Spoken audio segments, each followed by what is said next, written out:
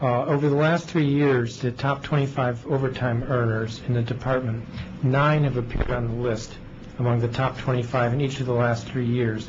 And looking at last year, and I'm not sure that these first several who I will name are of the 9, but Stephen Turner, who has a salary of $66,986, earned an additional $106,993 in overtime. Ricardo Bell, who has a salary of $63,796, earned an additional $101,782 in overtime. I think I heard one of the previous witnesses say that an entry-level firefighter earns about $44,000. But these two gentlemen each earned over $100,000 just in overtime on top of their salary.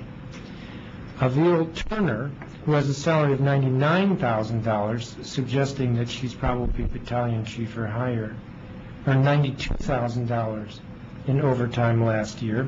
Richard Lehan, salary of $89,746, earned $76,315 and 46 cents in overtime. And the list goes on. There were 101 individuals in the department who earned over $20,000 in overtime last year. The last pay period, the pay period that ended April 24th, for which we have data, was the second highest in overtime for a pay period in your department this fiscal year.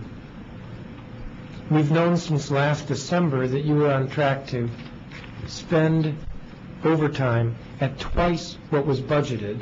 My recollection is last year when you were before the council, you supported the overtime budget of approximately $6 million. But almost since the beginning of this fiscal year, you've been on track to spend twice that amount. We've had hearings every month since November, and in the last pay period, the second highest in overtime of any pay period this fiscal year, almost $600,000 spent on overtime. That would suggest that you've taken no steps in the last, over the last several months to reduce overtime since it went up. The pay period before was $473,000, which is, I believe, more than double what's budgeted. What are you doing to control overtime? Mr. Mendelson, the key to controlling overtime, regardless of who's in the chief seat, has been and will always be providing enough employees to properly staff the companies. None of the information that you shared that we're proud of. Now, I could go through the fact that we enjoyed a holiday, Emancipation Day, during that pay period. I could talk about the Nuclear Proliferation Summit and the amount of members that we worked. And also, we had exams for various ranks that caused an additional amount of overtime. But notwithstanding, that's the small end, and we fully understand that. The large end is to close the gaps of vacancies.